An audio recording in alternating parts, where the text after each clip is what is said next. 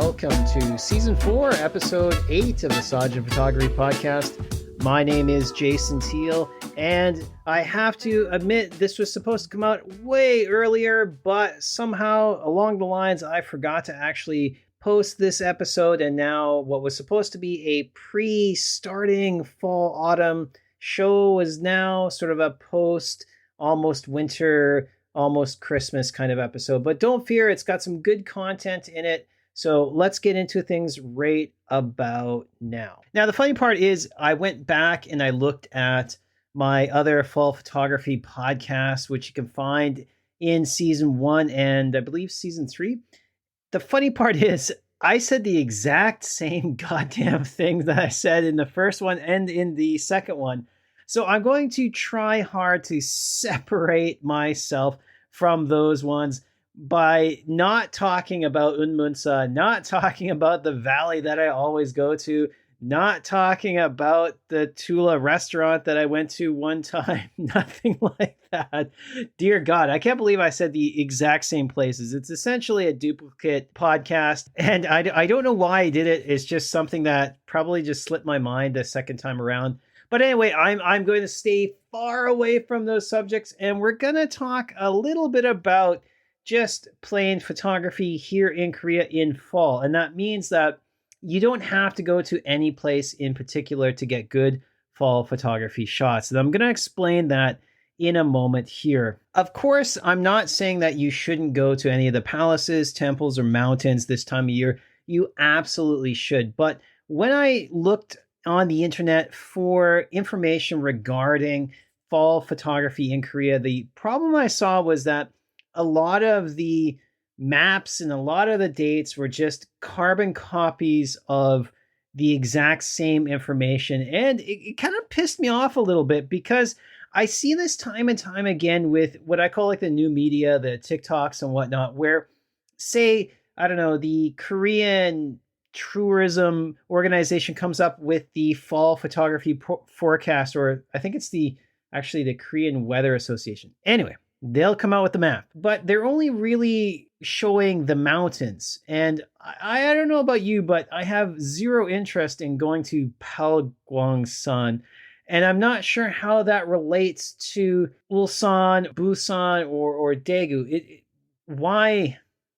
I guess the simple answer is that when there is a limited bit of knowledge or a limited idea of what the scope of activities are here in Korea, a lot of people find it easier to just, copy whatever other sources are saying and then put their own brand on it, which I'm not a big fan of, but hey, you do you, and you see it a lot, especially in the photography realm, especially here in Korea. And well, that's what we're going to talk about today. There's nothing wrong with sort of putting your own spin on things. And I think that's kind of what you have to do, because honestly, when I researched a lot of the locations, they're the same locations that have been shot and overshot. So, I mean, honestly, like Sorak-san, Gyeongju, Naejang-san, Jiri-san, Ode-san, all the sons, everybody's got pictures of them. If you pick up any travel guide for Korea, which I don't even think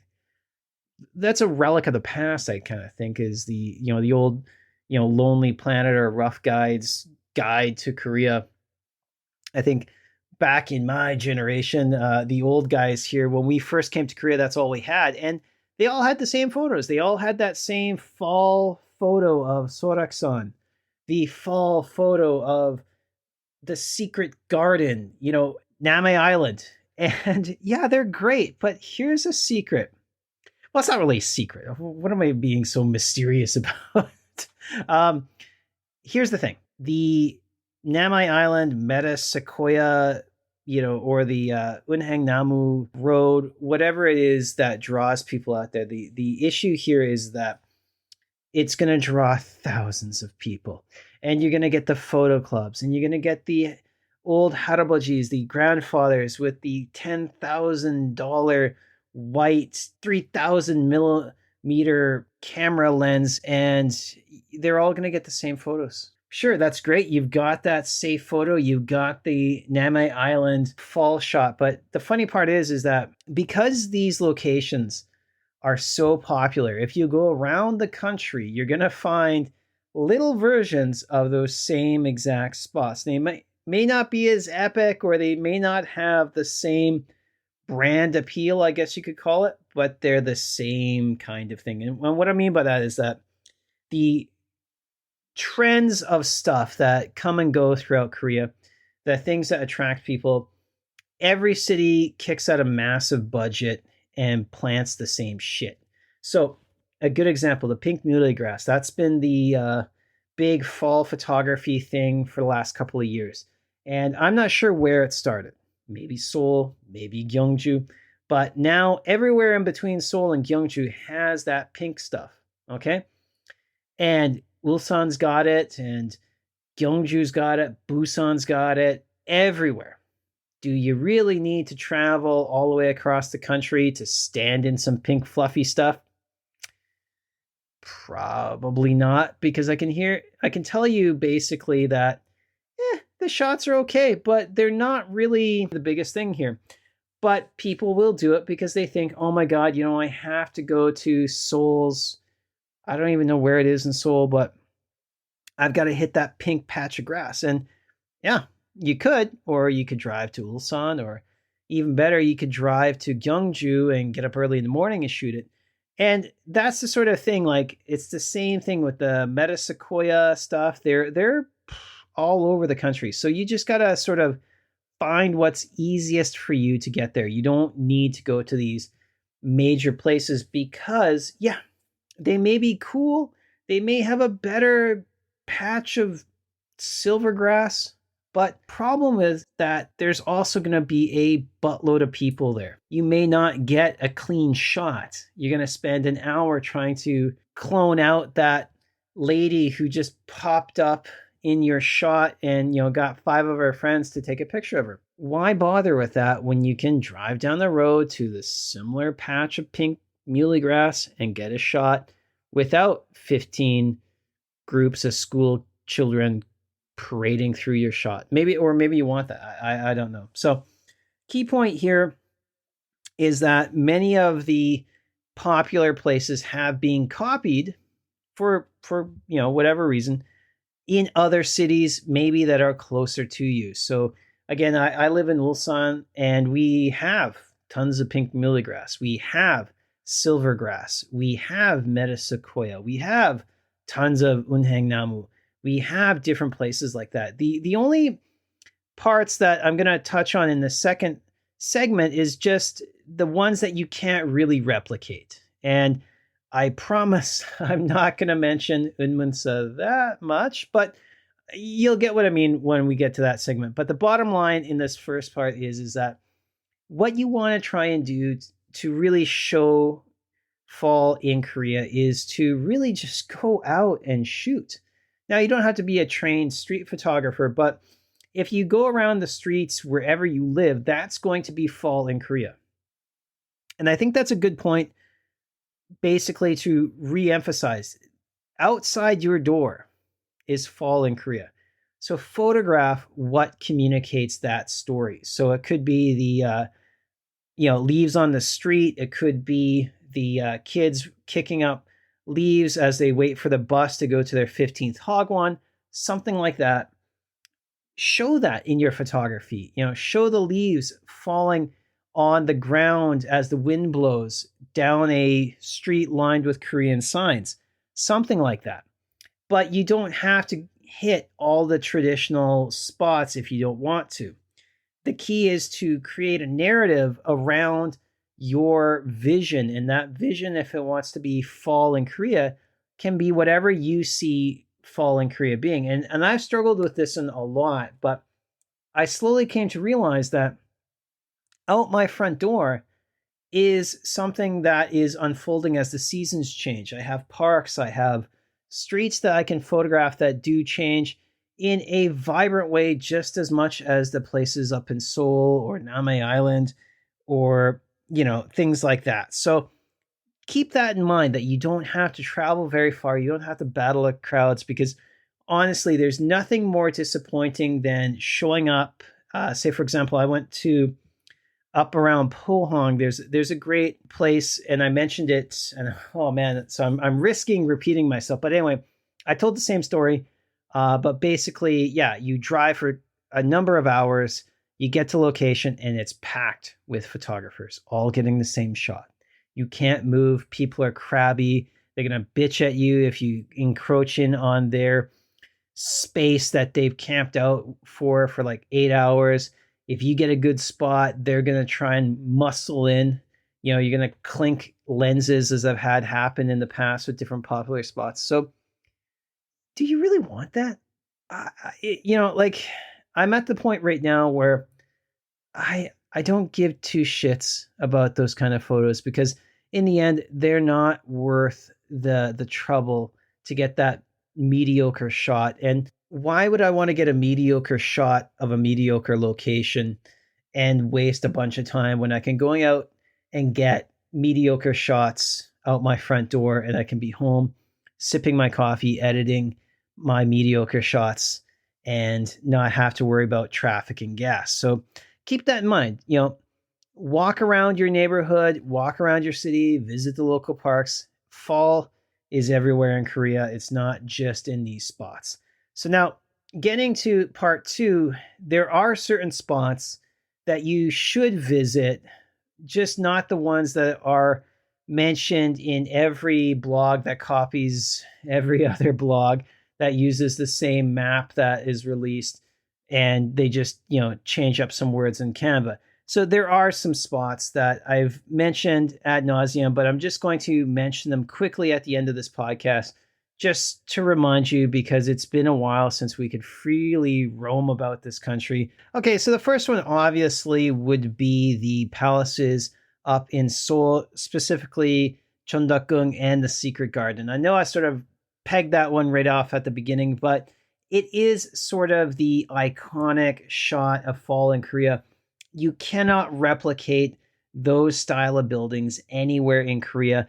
And they're the ones that when you get a shot of that, especially on a wonderful day here in Korea with the blue skies and the sun shining, it's going to be an iconic shot. And it's one that screams Korea. And any of the traditional buildings around Seoul and that area are the keepers, I would say. So you can't really go to downtown Ulsan and find a similar iconic shot like that. So that's kind of the number one point is look for things that are truly Korean. It's like trying to replicate the Washington Monument in Boise, Idaho. Like you can't compare.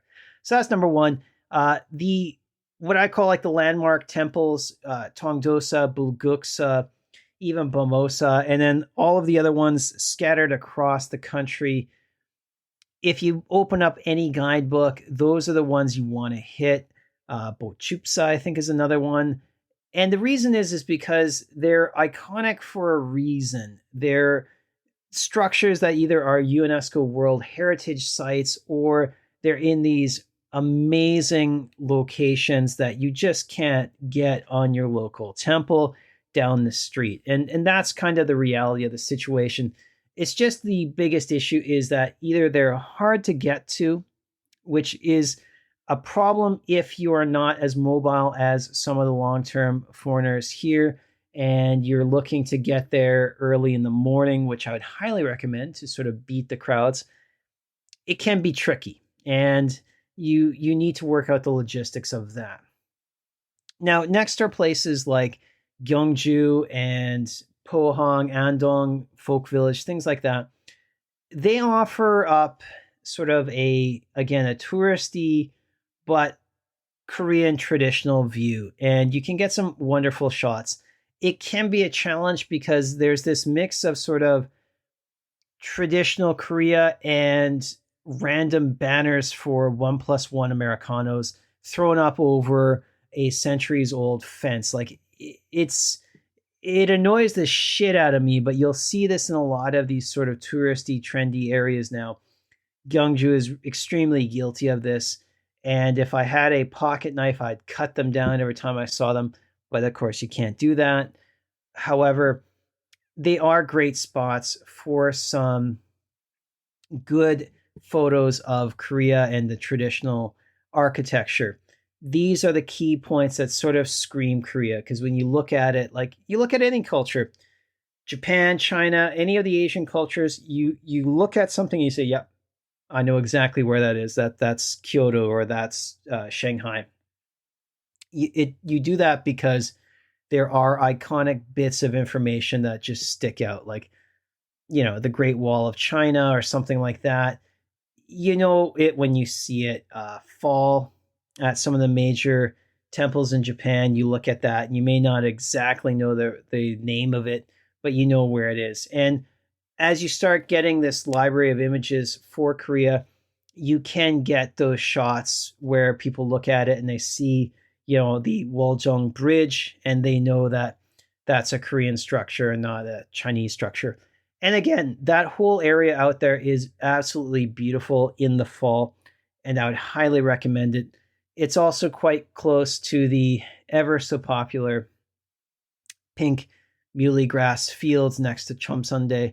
And a little tip about those, I just went out there recently to check on the quote unquote progress of the blossoms, but it actually is great to walk around early in the morning. I managed to get out there relatively early, midday in the week, which is a luxury I have because of some of my classes have been switched around.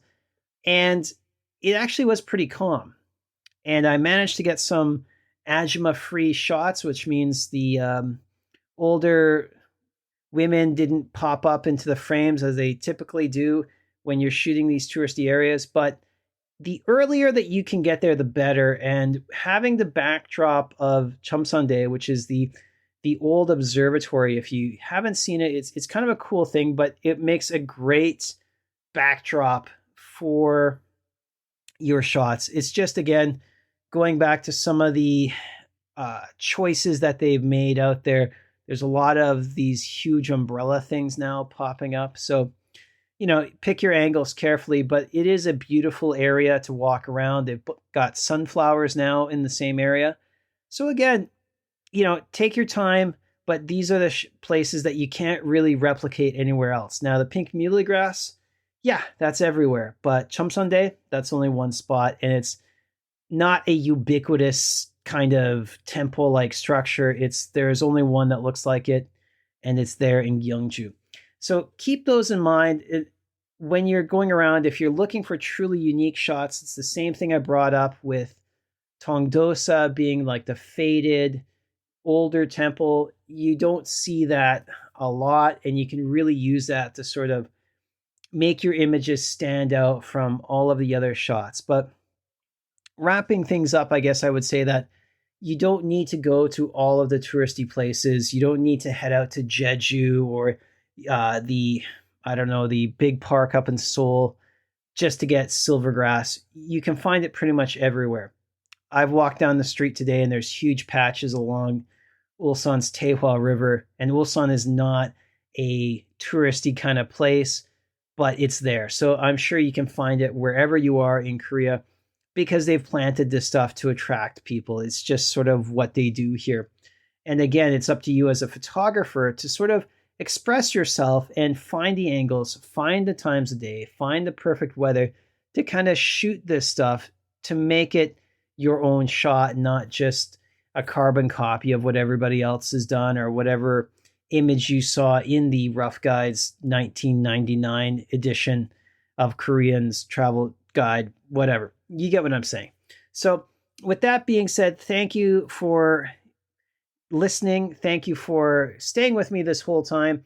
And again, if you're ever out and you need a person to shoot with, give me a shout out, look me up. I'll be happy to take you around to some of my favorite places. So with that being said, I'm going to try and kick out another podcast relatively soon. Thank you very much. Bye-bye.